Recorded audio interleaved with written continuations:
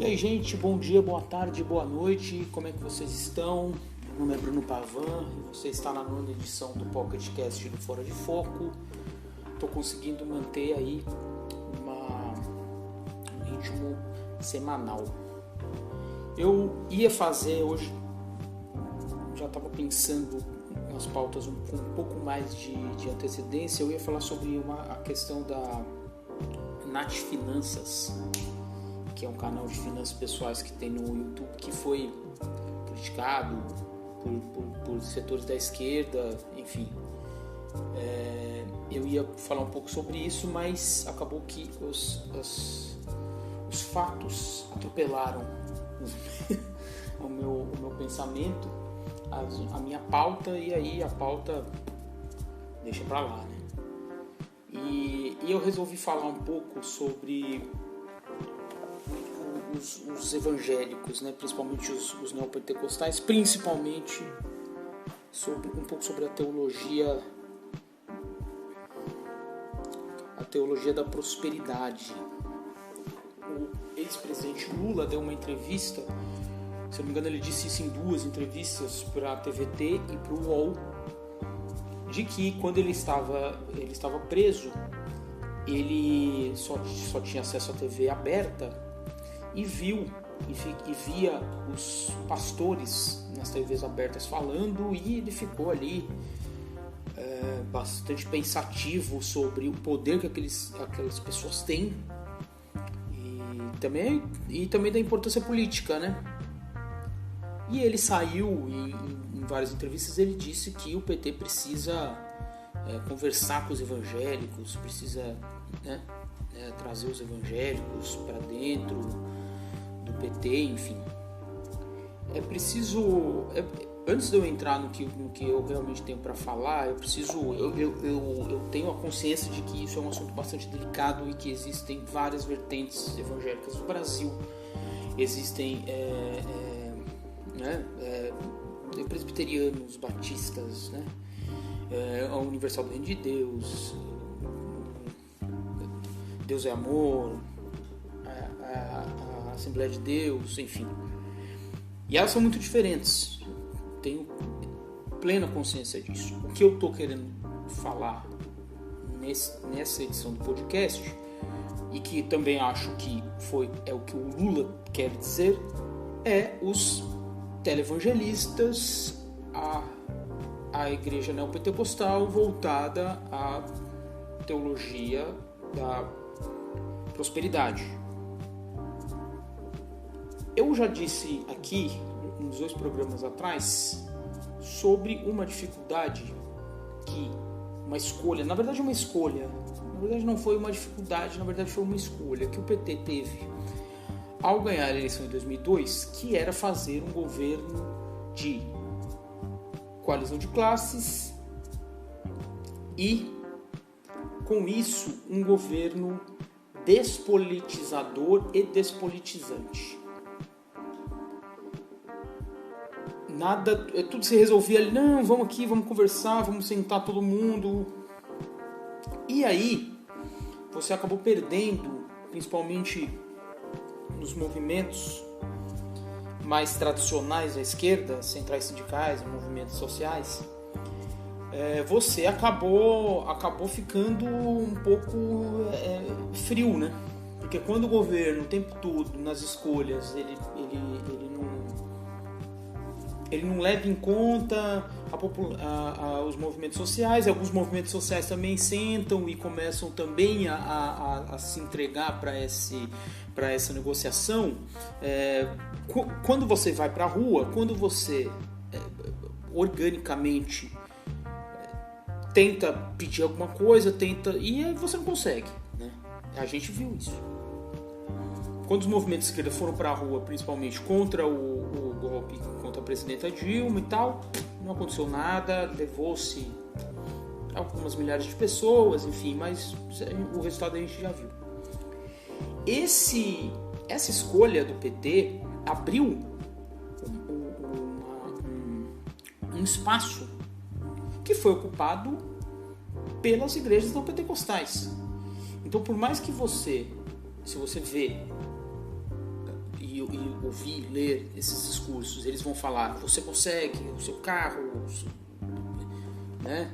É aquela coisa, né? Você põe esse programa de madrugada porque você pega o cara desprevenido, ou a moça desprevenida, assim, ela chega da balada, ele chega da balada bêbado, ferrado na vida, assim, ele liga, ele vê o cara que tá com carro, e aí tem toda a novela, né? Ele mal, e aí de repente não, mas ele entra, vê uma luz na igreja, vai lá e fala que eu era isso, agora eu tenho uma empresa, comprei uma BMW, eu comprei isso aqui. Enfim, isso é uma outra coisa.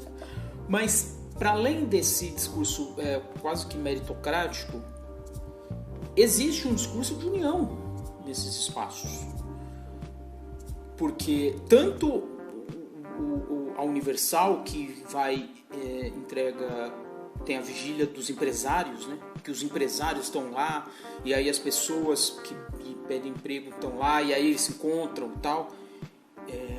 Também isso acontece nas periferias da cidade.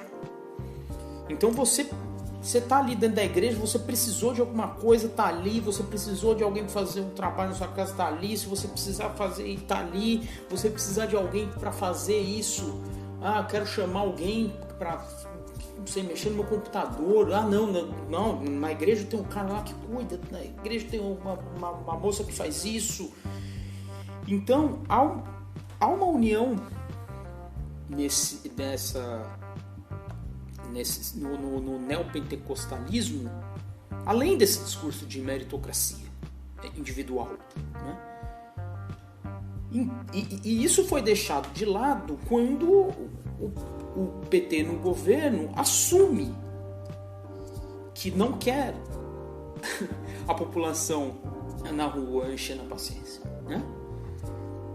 Então, enfim, eu já falei um pouco disso em 2 episódios atrás, quando aquela também foi uma fala do Lula. O Lula está gerando bastante assunto aqui pro podcast, que ele diz que o passe livre é a coisa da CIA, enfim, isso dito, obviamente, vamos olhar, eu vou bater mais no final, vamos olhar com a lógica eleitoral que o Lula está pensando. É óbvio que faz sentido você dizer que o PT precisa se aproximar dos evangélicos. Também na semana passada o Flávio Dino deu uma entrevista dizendo isso, e isso é real. O presidente Jair Bolsonaro disse que o próximo ministro do Supremo será terrivelmente evangélico. Enfim, isso essas coisas de jogo de palavra que ele fala, enfim. Mas assim, se você pensar pragmaticamente, não é um absurdo você dizer que nós não tem que ter um ministro evangélico. Por que não tem que ter um ministro evangélico? São 30% da população, de acordo com a última Datafolha. O Ibope diz que tem menos e tal, mas enfim, tá aí, né? Entre 25 e 30, vamos dizer assim. Por que não pode ter um ministro evangélico no Supremo Tribunal Federal? Isso não é um problema. Pelo menos no meu modo de ver. A gente vai proibir 30% da população, é muita gente, sabe? Então, isso é o problema que está dado. Aí também não adianta falar que mas o Estado é laico e tal. Gente, isso é o problema que está dado. Existem ministros fervorosamente católicos no STF. Enfim, sabe? Então, isso pra mim, isso é um assunto que já tinha que estar superado. Claramente, é preciso ter um evangélico no Supremo Tribunal Federal. Precisa. De fato, não adianta a gente fechar os olhos para isso. Agora, o Lula pensa nessa questão eleitoral, e aí é preciso lembrar também, principalmente nas eleições de 2006 e 2010, essa parcela dos evangélicos, dos televangelistas e da teologia da prosperidade, estava junto com o PT. Estava junto com o PT na reeleição do Lula e estava junto com o PT em 2010, na eleição da Dilma. Estava junto. Tanto que essa semana, depois disso, a Folha lançou uma matéria lembrando que a Igreja Universal do Reino de Deus foi uma das que defendeu a Dilma na época de campanha, quando o senador e ex-candidato a presidente José Serra lançou, né, a coisa do... Ele nem disse, né? Foi uma coisa baixíssima de estar na rua. Eu acho que foi até não sei se foi a esposa dele que comentou com alguém assim, mas ela é a favor do aborto e tal. E a Igreja Universal, se eu não me engano, no jornal deles, disse que isso era um boato do mal, enfim. Então também não adianta.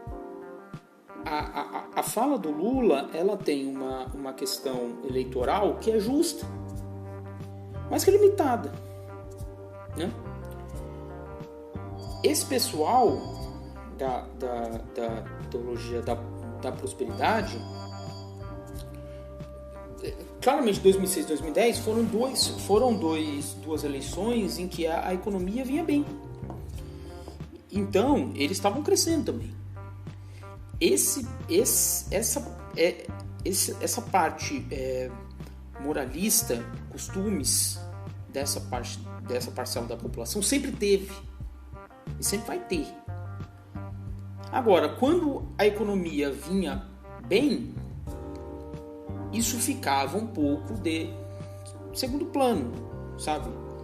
A bancada evangélica que existe, não lembro nem desde quando existe, eu acho que em 2002 já tinha uma bancada evangélica, também nesses governos se alinhou ao PT.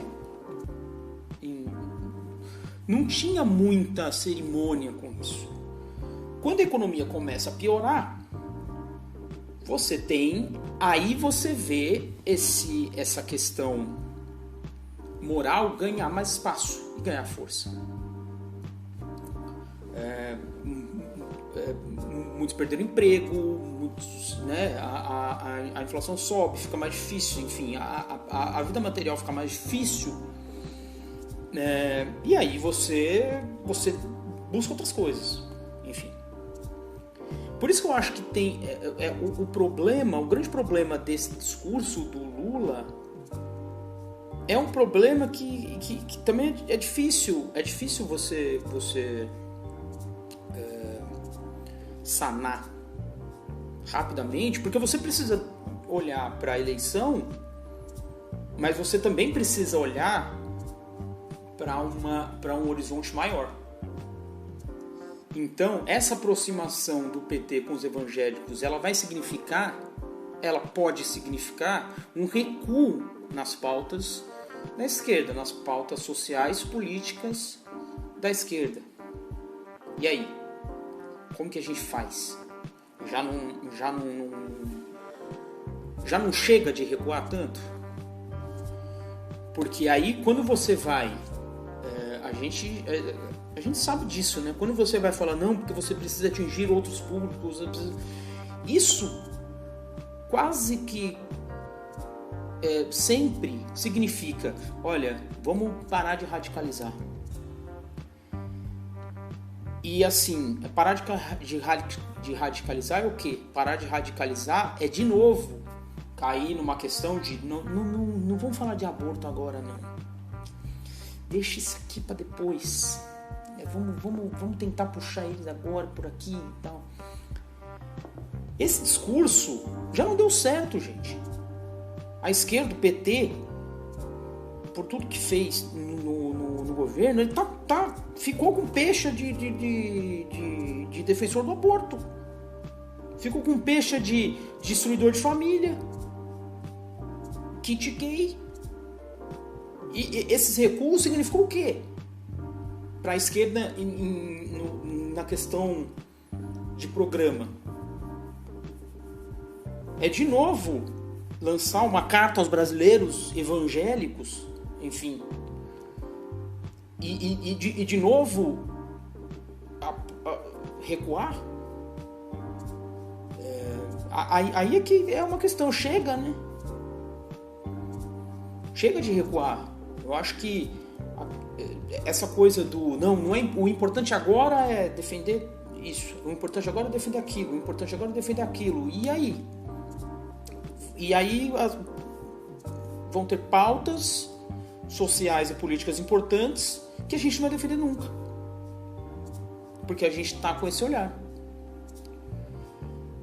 Então, eu acho que tá na hora. Eu até teve algumas edições atrás que eu falei que a esquerda não estar olhando para a eleição era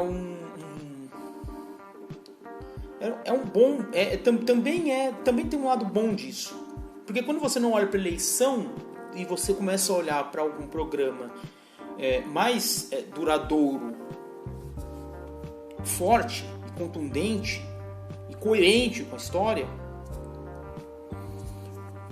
há um ponto bom nisso. Agora, quando o Lula, o governador do Maranhão, Flávio Dino, vem com esse teor do diálogo, de abrir uma frente, eles estão falando de eleição. E aí? Quando você vai falar de eleição, de novo, uma aproximação com os neopentecostais, de novo vai significar um recuo? Até a próxima.